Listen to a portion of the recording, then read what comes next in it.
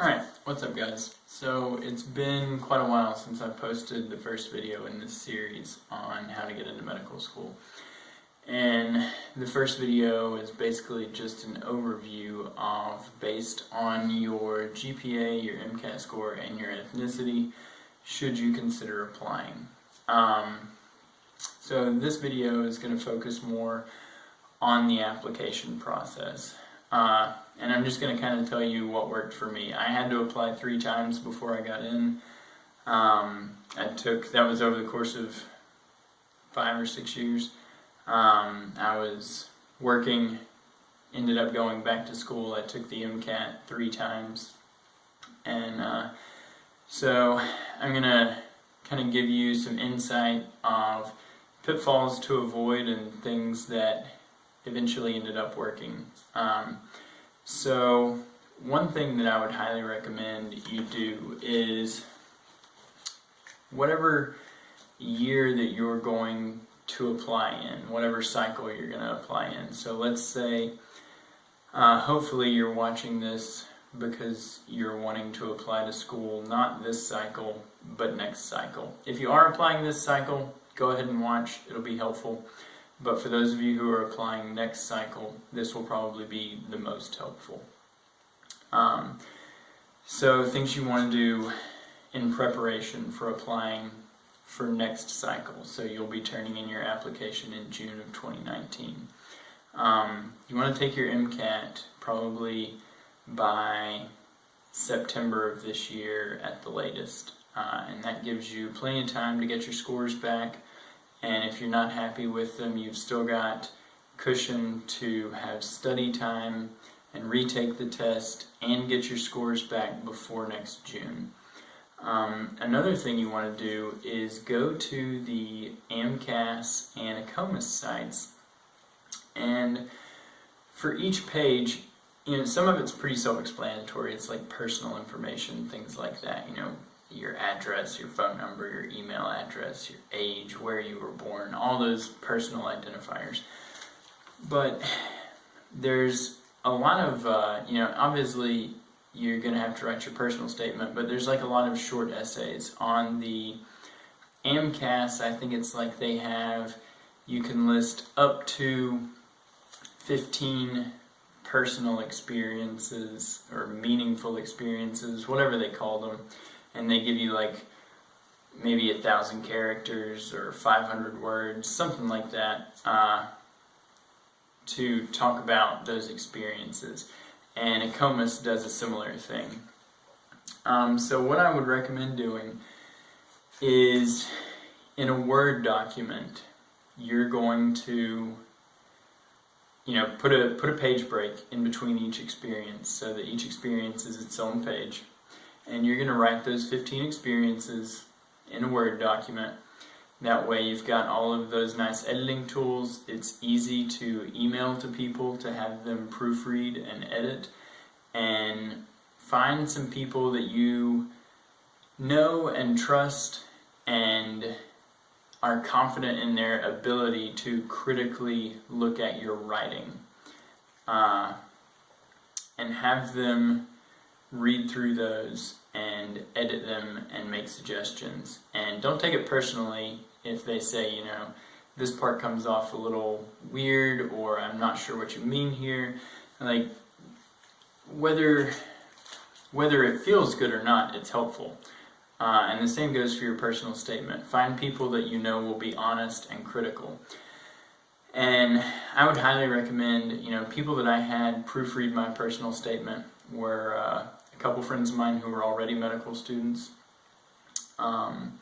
a physician that I had shadowed, and then another friend of mine who was a pharmacist and his wife. So I had 5 or maybe 6 people proofread my personal statement. They all had input. The most important input I got was actually the input I got from the very get-go from a good friend of mine who is in his residency now, but he was a medical student at the time. And he was very honest and helpful, but also very critical. And he said, you've hit all the high points. Like, you have all the pertinent information in here. You've told them everything you need to tell them, but you haven't told them the correct way. So what you need to do is take these points, put some bullet points over here. These are things that I have to address in this personal statement. And you need to throw this personal statement out and start over. And don't try to be flowery. He was like, this is important, and you've put a lot of hard work into it. You're not here to ask them to let you in. You're here to tell them why you deserve to be in. You're here to tell them about the hard work you've put in, how hard you are willing to work in the future, and how you deserve a spot. So keep that in mind. Your personal statement is not a request. It's not necessarily you bragging, but it's you making very clear that you've put the work in and you are competent and you're ready to do this, because they've got tons of applicants and they're looking for people who are ready to do it. There's lots of people who maybe have the ability but just aren't ready, and you have to separate yourself from those people.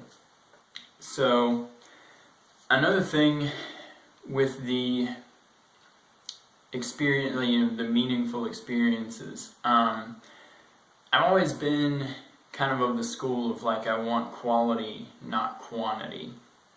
And that was another piece of advice that I got was, like, when you're applying to medical school, it can't be an either or type deal, because you've got 2,000 or 3,000 people usually applying for 100 spots. So there's going to be 100 people who have quality and quantity. So if you can't think of 15 experiences, then you need to take a little more time.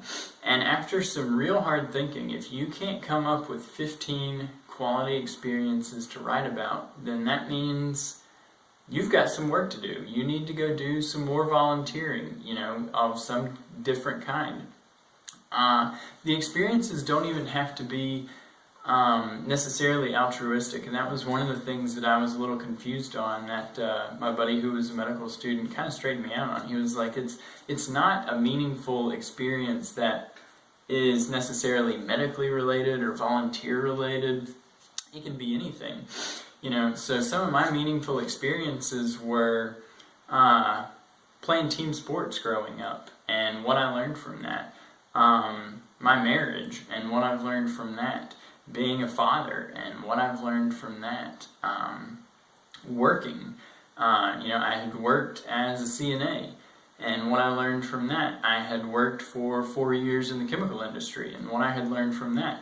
It's basically all the things that you really wish you could put in your personal statement to just like really let them know who you are, but there's not enough room there because your personal statement is listing, like a handful of really important things and explaining why you deserve a spot at their school. And those 15 experiences are where everything else goes. So don't think you need like 15 volunteer experiences, because that's not going to get you there. What they want is they want you to take those 15 boxes and expand and really let them know who you are. So my advice is get online, go to AMCAS, go to AACOMAS a year in advance whenever they open up their application. And you're going to take any pertinent screenshots that you need. And you're essentially going to have a digital copy of this application. And you're going to do this a year before you apply. And that way you've got a year to get all this straightened out. You've got a year to write all these things. You've got a year to get it edited. If you realize, like, I'm coming up short, I've got 11 really good personal experiences that I want to tell them about. You've got a year to get 4 more done. So this was the strategy that I took the third time that I applied, and it worked very well for me. I essentially looked at it as a year-long application period and took a year to get all of my ducks in a row. So I was working on all of my application stuff, took the MCAT, did more shadowing. You're always going to need to shadow. You're going to have to show continued interest in the medical field, and part of that is by shadowing. It also makes it a lot easier to get your letters of reference. But really, trying to get on there and do this whole application in like 30 days, just starting from scratch, is just insane. So take a look at it the year before you want to apply and give yourself a year to work on all this stuff and turn in the best possible application that you can. So moving on from that, I want to talk about one of the things I really don't like about the AACOMAS application is there's all these boxes that are listed as optional. Let me just be very clear. None of it is optional, okay? If they didn't want to know, they wouldn't put the box there. So check it, write in it, whatever it's asking for, it's not optional. Make your personal statement, like I said, a strong case for yourself and why you deserve to be considered for a spot in these schools. Don't try to make it too specific. And honestly, I've heard like for allopathic schools you want to write one personal statement, and for osteopathic schools you want to write one personal statement. And I did that the first 2 times that I applied. And they were similar, but the osteopathic one had like the osteopathic stuff in it. And it didn't make a difference. I didn't get in either of those times. And so what I focused on the 3rd time was just making a really good case for myself. And being very straightforward about how hard I had worked and the fact that I really deserved an opportunity to be considered and to be invited for an interview. So I can't say that I would recommend having 2 separate personal statements if you're going to apply to both MD and DO. I think you write a solid personal statement that is a good reflection of all the work you've put in and how deserving you are to become a medical student, and just use that for both, and it really simplifies things a lot. So other things for the application, the whole point of getting it submitted, or really getting started on it a year in advance, is so that you can get it submitted early. The earlier the better. Most schools are on a rolling admission. I did get into my number 2 school. I did not get into my number 1 school, and based on what I was told from people who went there, based on my MCAT scores, my GPA, after going back for a 2nd degree, my work experience, my shadowing experience, my interests, not only in my medical interests, but geographically, I kind of met all the boxes that my number 1 school was looking for. But by the time I turned my application in, I think it was September 2nd, and the cycle had opened June 5th that year. So we're talking 4 months had gone by: June, July, August, September. Essentially 3 months, either way. So we're 3 months in. You've got 3 months of applicants ahead of you at that time. So by the time I interviewed, even though I was applying essentially smack in the middle of the cycle, I didn't get to interview until February 29th. And there were 6 spots left. And they still had about 100 interviews to conduct. So at that point, instead of having to be pretty good and check most of the boxes, I had to be essentially just the cream of the crop out of those last 100 interviews. So the earlier you get it in, the better. Because I had several people tell me, the biggest problem with your application was that you submitted it 6 weeks too late. So that's the whole point of looking at all this stuff and taking a year to work on it. And that way, you've got everything compiled. The day that application opens, you're going to start loading everything on there. You're going to do your double checks. I found, sometimes whenever you copy and paste from Word into one of those text boxes, things do get messed up. So you're going to want to read and reread all that stuff before you just paste it in there and hit submit. But once you've double and triple checked and everything's the way it's supposed to be, you're going to submit your completed application on day one. And that gives you an enormous advantage whenever you're applying. Most of these schools are going to start actually looking at applications, going through applications with their committee sometime early July or so.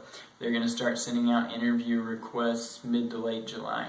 So you're going to be looking at filling out secondaries into June, maybe sometime in July, interviewing maybe sometime in August or early September. So the advantage you have there is you've got schmucks like me who were just getting their application in at the beginning of September. You're going to be interviewing at the beginning of September. They got 100 open spots. Not to say that like you don't have to still be good, but you don't have to be the top 2 or 3%. There's a lot of spots, and they're going to see people they like, and they're going to start offering acceptances. So getting it turned in early is critical. And then once you start working on your secondaries, getting secondaries returned quickly is also critical. That shows an interest, it shows an ability to take on things maybe a little outside of a schedule, because they're going to send it to you whenever they feel like sending it to you. And if you get it back to them inside a week, that lets them know that you got it, you were able to write thoughtfully and meaningfully and get it back to them in a week, so they know you're really interested. That's going to help your case a lot.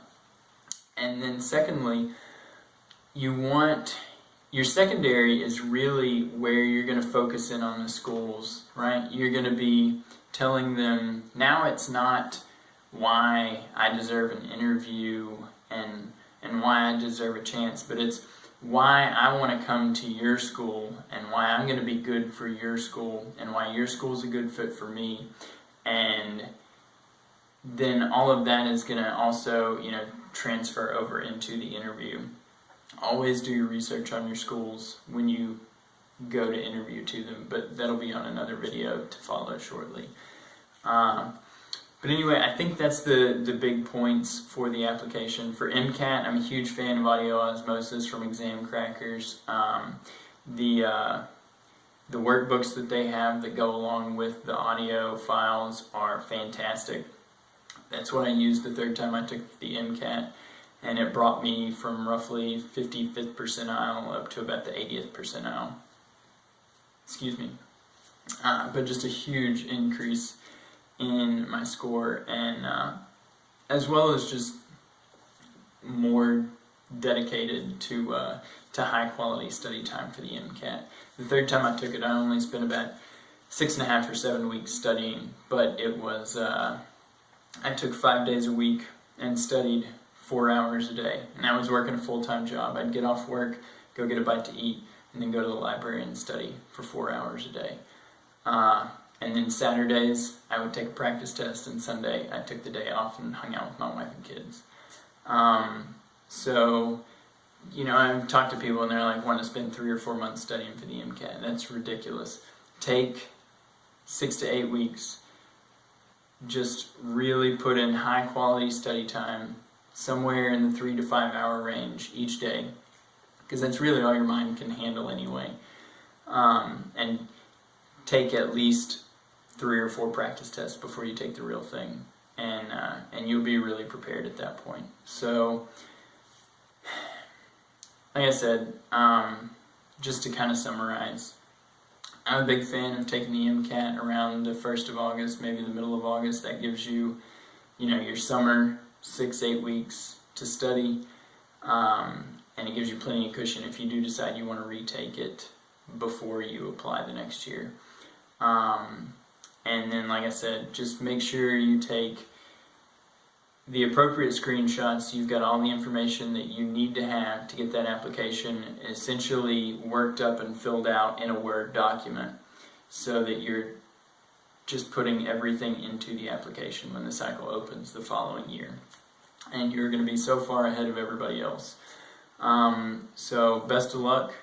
I hope this helped. If you want to see upcoming videos in the rest of the series, subscribe. If you liked it, give it a thumbs up. If you think it'll help somebody else, please share it. And I'll talk to you guys later.